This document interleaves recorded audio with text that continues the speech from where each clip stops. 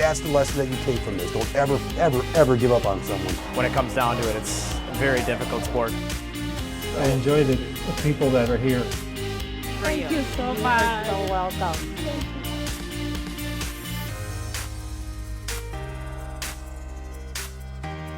Welcome to Community Closeup. I'm Joe Nelson. Today we hit the ice and find out just how it's kept safe and maintained every day.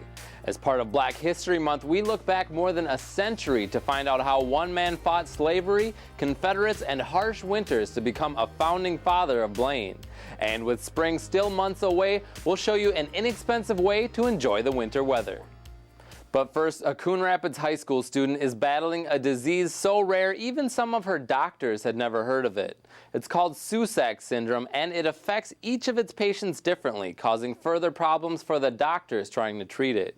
Community Closeup's Bao Vang sits down with 15-year-old Abby Rodine and the people behind Team Abby. If there's one thing a teenage girl wants, it's to be normal. What subjects are you taking right now? Math and ceramics. But for 15-year-old Abby Rodine, a sassy and gifted athlete, life has been anything but normal since last summer. All of a sudden, you were not feeling so great.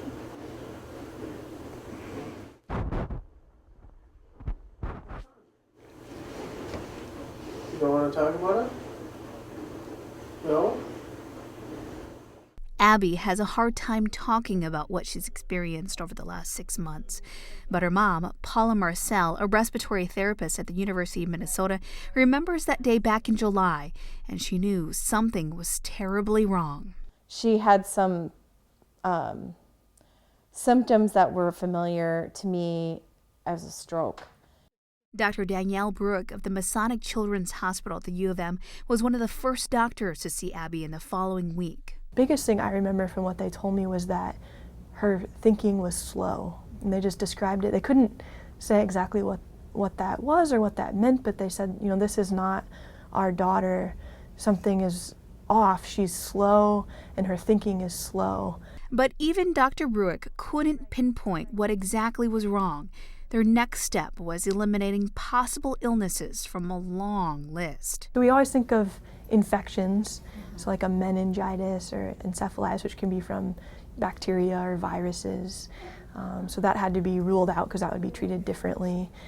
You think of cancers, like a brain tumor. It wasn't until days later and an eye exam that doctors discovered the key to her diagnosis. It was actually the ophthalmology resident doctor who looked in her eyes and saw, he saw the little, evidence of a small stroke in one of the vessels in the eye. This particular resident believed few things would cause these strokes, except the rare autoimmune disease, Susac syndrome. I knew nothing about it. I had never heard of it. Other members of Abby's team of doctors hadn't either. We spent hours reading about it. I mean, I was here late a lot of nights. What they found was approximately only 300 people in the world have been reported to have Susac syndrome, and Abby is one of the youngest patients afflicted. Treatments include high dosages of steroids and chemotherapy. Her family and friends say the disease took away everything Abby once was, her mobility, self-confidence, and personality. She went from being able to walk to completely not functioning whatsoever, complete infantile state. I get a call from the family, from Chris, and just everything just changed. Wilkins, Abby's longtime fast-pitch softball coach, says he doesn't understand why this happened. And this is just a great little kid whose life now is totally changed. And I mean, it's just so unfair to me. The disease has taken its toll on the family, too. Her divorced parents are finding a new normal. She was down here until 2 months ago, so she didn't go up the stairs. She was in bed down here, and I slept on the couch, and, because she needed help to go to, to use the restroom or whatever. With dozens of trips to the hospital over the last 6 months, the bills are piling up as well. I have a good job. I have insurance, but 10% adds up quick. Parking fees add up quick. There are things and therapies that are not covered. And I don't know how long this is going to last. On January 24th, family and friends hosted a benefit dinner and silent auction in Coon Rapids to raise money for Abby's family. By the end of the night, they collected more than $22,000. I don't know what else to say. Thank you doesn't seem to be enough. Even Abby, who just months ago was unable to articulate her feelings, seemed to be doing better. And I kind of got a glimpse of old Abby. At the whole benefit, I kind of got people were coming up. She was much more responsive to everything. So that just made my heart feel so good that maybe there's a chance this can get better. Speed it up. Come on. Her doctors can't explain why she's recovering so well, and no one is celebrating just yet, but they've already started decreasing her medication. She's now much better than she was when we met her, and we know that she will continue to need treatment, both with medications, but also the therapies that she's been doing. Yep. What we don't know is kind of the long-term, which deficits or which things that she lost will be kind of more permanent, or she might have to relearn in a different way. For now, her parents are just trying to stay positive.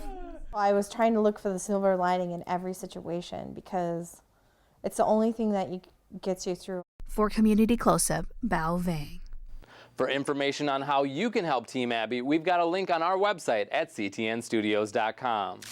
Still to come, how a Kentucky man escaped slavery to become the first permanent resident of Blaine. Stay with us. My new mom and I have a lot in common.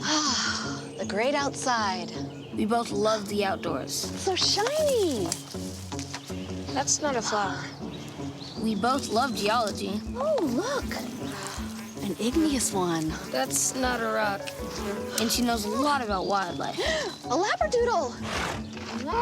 That's not a dog. Hanging out has been kind of fun. You don't have to be perfect to be a perfect parent. Thousands of kids in foster care will take you just as you are.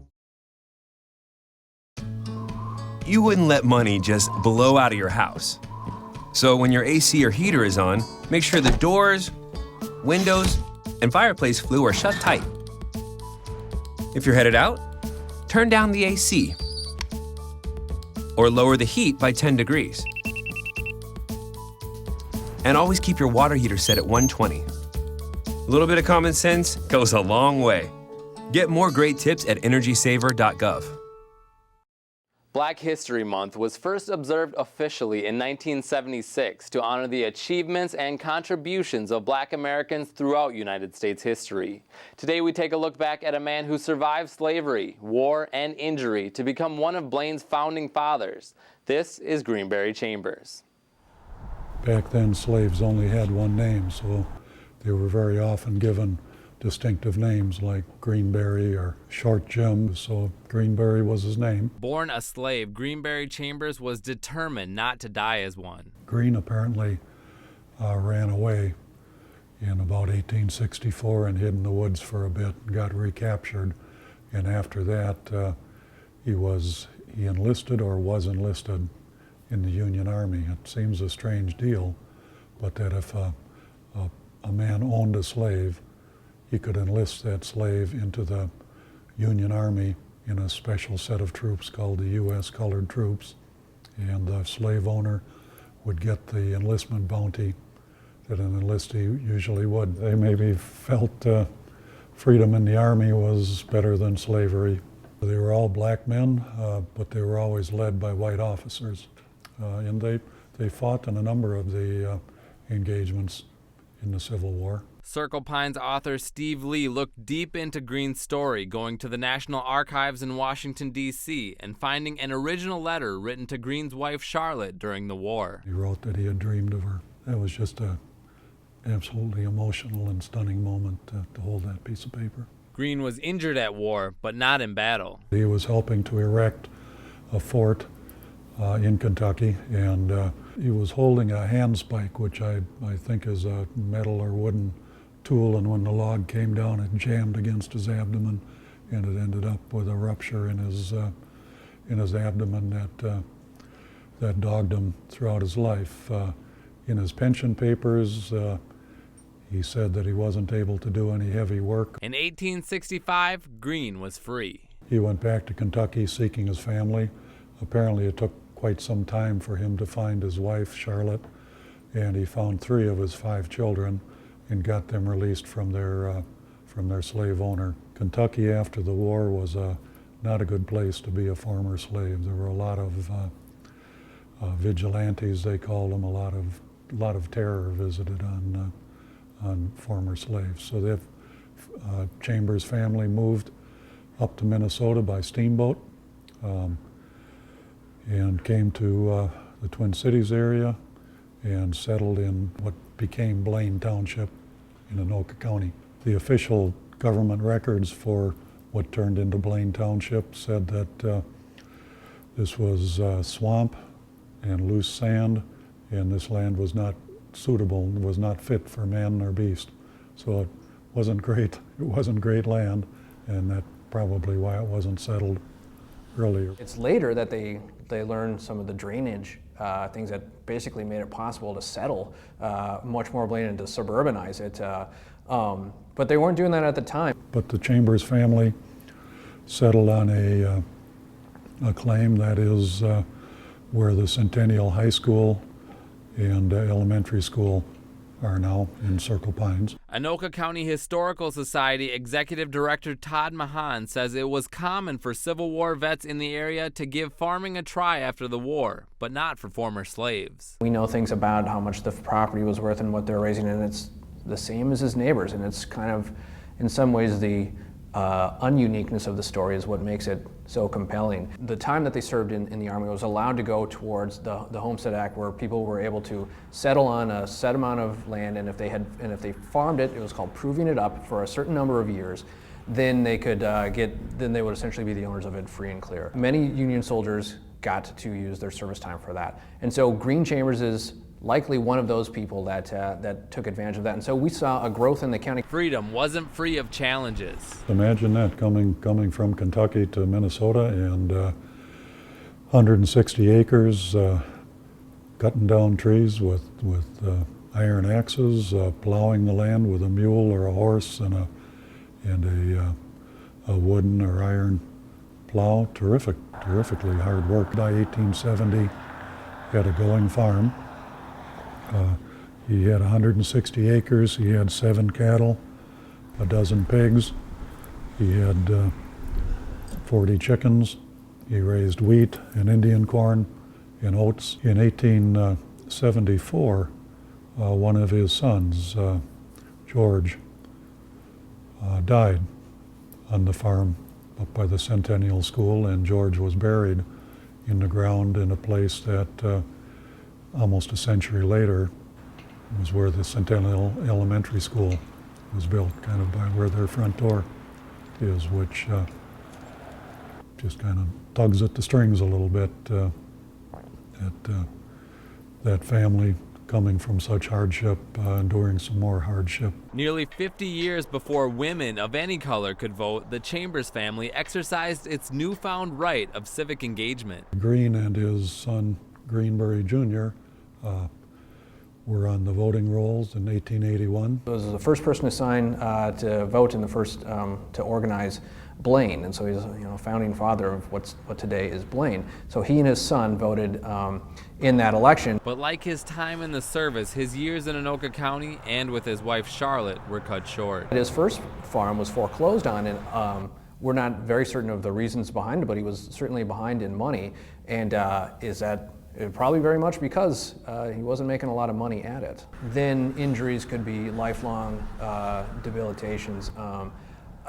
So for all I know, farming was difficult on him physically, and as his kids grew up and moved away, he might have seen the farm as his chance to sort of cash out, which we certainly have seen throughout the history of Anoka County of cashing out on the farm, and then it becomes housing developments or whatever. In 1884, they gave up the farm and moved to St. Paul.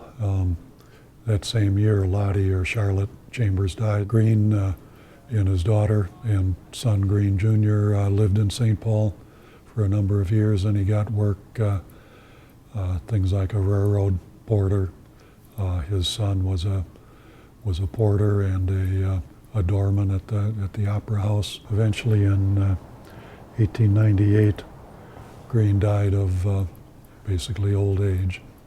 He had applied for and had been receiving a pension from the Army for his government service. That was a rich pension of $48 a year, which I'm sure helped back then, but it doesn't seem like much now. Green's family has no known living descendants, but he's a key figure as a father of Blaine, which has since blossomed to more than 57,000 inhabitants. When I was deeply into the research and thinking about all the time, I could see Greenberry and Lottie on this land, on this farm, and it was like ghosts in the landscape.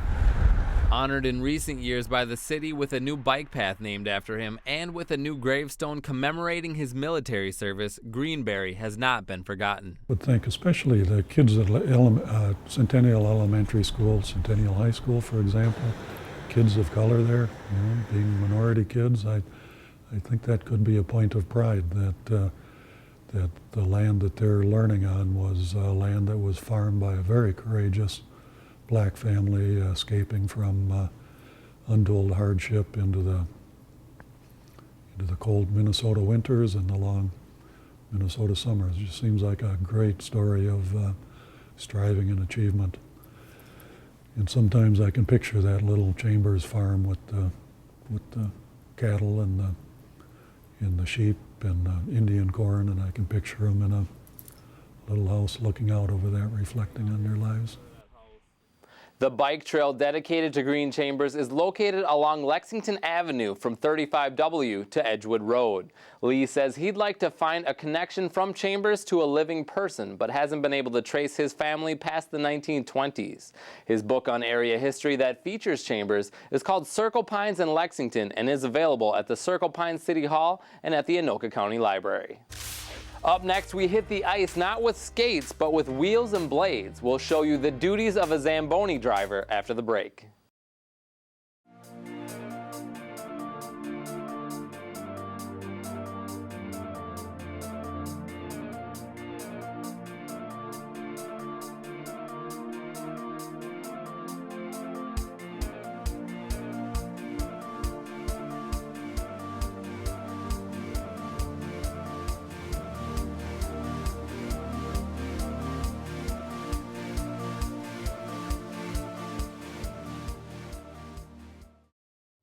Hockey season is winding down, though for some in Coon Rapids, the season doesn't end when spring arrives. Community Closeup's Drew Shingen shows us the year-round process of maintaining the ice from the Coon Rapids Ice Center. Joe, hundreds of hockey players and skaters come to enjoy the ice every week, but that wouldn't be possible without a dozen on staff keeping it safe. We want to have the safest sheet of ice as possible in order so the kids, don't trip on a crack or something like that could cause an injury. The main purpose of the Zamboni is to resurface the ice, which means that it shaves a small layer of ice off it, correcting any imperfections of the ice, filling in the gouges with water, and then laying a small layer of hot water over the top to make it as smooth and safe of a sheet as possible for the next group that uses the ice. Now I'm here with Chris, one of the Zamboni drivers here at the ice arena. Chris, what are we going to be doing today? We're going to be taking the old blade off the Zamboni, putting a new sharper one on so we can get a better cut on the ice. Okay, and those blades look dangerous, so I'm just going to stay out of your way. All right, let's do it. All right. So first what I'm going to do, these are our two batteries right here. They're all hooked up by this big cord here. And then this cord actually leads all the way across to our big charger. So what I'm going to do is I'm just going to take this off. That's uncharging it. I'm going to slide it down in here and clamp it in, and now we have power to the Zamboni. Now that we have power, I'm going to turn it on. I'm just going to go ahead and lower it all the way down, let it sit there. All right, next I'm going to raise up our conditioner down there so I can get the blocks out from underneath. Once the conditioner is raised, Chris removes the back towel and the auger covers to give him better access to the blade. All right, I'm going to take these blocks that we're holding it up, I'm going to slide them in here. And these are what's gonna catch the blade once it falls down. After Chris puts the conditioner on blocks, he then unscrews 10 bolts that keep the blade in place. So the blade's off now, so I'm just gonna take these blocks, I'm gonna slide them back, and the blade's gonna be on top of them. It's gonna take the blade out from underneath. The old blade is placed into a wooden cover and then set aside to be resharpened. All right, here's our dull blade. And we're gonna grab a new one. Put this one on. When the new blade is chosen, it is taken out of a wooden cover, placed on the boards, slid underneath the conditioner, and bolted back into place.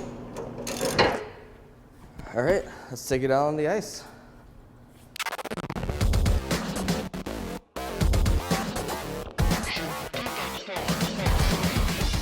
The Zamboni, it shaves about a 1/16 to a 32nd of inch of ice off of the surface, correcting any imperfections on the ice. And then there's also two different waters that get used on the ice. One's cold, one's hot, and the cold water will actually rinse out the cracks and fill them in with cold water. And the hot water gets laid over the top, and then a towel's dragged across it to make it a smooth, nice surface. For a full list of events and open ice times, visit CoonRapidsIceCenter.com. I'm Drew Shingen for Community Closeup. Still to come, while many avoid the outdoors this time of year, we take you to the woods to show you how some are finding a new hobby in their own backyard. Oh, hi. I'm TV's Howie Shapiro. And when I'm not announcing CTN sports broadcasts with my sidekick Joe Yen, I'm watching all the other great programs on the CTN Studios YouTube page. There's news stories, great local events, and even full games. You can even watch on any smart device with a YouTube app. Whether that's your phone or a tablet, you can watch CTN's great programming wherever and whenever you want. You can even watch CTN's event coverage live. So no matter where you are, you can share in all the excitement. CTN Studios, building community through cable. Pretty much a good day for me would be people leaving their hands off of me. I'm always called names. Everywhere that I go, there's always someone calling me names, calling me gay. I've been choked, thrown up against a wall, punched. Nobody's ever tried to help me.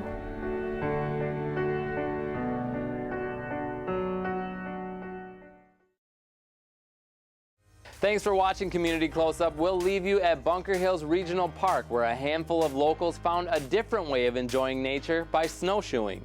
Intro classes with snowshoes to rent are open to the public at a low cost, with another one at the Coon Rapids Dam Regional Park on February 7th. I'm Joe Nelson. We'll see you next month. It's a fun, easy activity. It's something to do in the wintertime, which if you're in Minnesota, you need something to do. A small group made their way to Bunker Hills on a relatively warm January day. Just driving by the park last week and saw they were having a class, and my daughters asked about trying snowshoeing for a while, so we decided to sign up. It wasn't an ordinary walk in the park. You can go places that normally you wouldn't because you'd be afraid that you'd be sinking into the snow, but we've been able to go up and down and all around different things and see a lot of things that you'd miss during the winter time. Just a matter of getting used to specific styles and walking with a little bit more weight on your feet. Strapped in and crunching powder, the group paved their own trail, avoiding a seasonal hibernation. Otherwise, you're stuck inside and there's nothing to do, so it's a good activity that you can either do alone or with somebody. Doesn't cost much. You're seeing a lot of nature. Oh, snowshoeing is just a good way to get out during the winter. A lot of people just, well, I have nothing to do, it's too cold, it's too whatever. But snowshoes make it pretty comfortable and easy to get out. You can dress warm, you can take it as slow as fast as you want. Just get out and enjoy what's here. Get some exercise, fresh air, just enjoy things instead of sitting around atrophying. There's a lot to look at. For Michelle Gabo and her 9-year-old daughter Lindsay of Ham Lake, it's a chance to step into something new at little cost while staying close to home. She had expressed an interest about it earlier this winter. She wanted to buy some snowshoes, and so we should probably try it first before we buy anything. It's fun, something I've never tried before, and I've lived by the park my whole life. So it's perfect. Well, you're never too old to learn, and that's kind of, I've tried a lot of new things myself in the last couple of years, so it's great to show her that mom can try new things, so it's good for her too. Our guide is giving us tips on various different things, animal tracks, different plants that I wouldn't have known how to identify prior to this, so it's a great learning experience. It's great because the country as a whole is going the other way, doing more indoor and less active things. So the more people can get out and enjoy the wildlife, the more they're going to want to protect it, which is what everybody should be interested in doing. I'm doing a lot of things like that now, just to say, I've never done that. I'm going to try that. An experience, because you never know when you're going to really like something and want to pursue it further. So this is a really nice way to do it.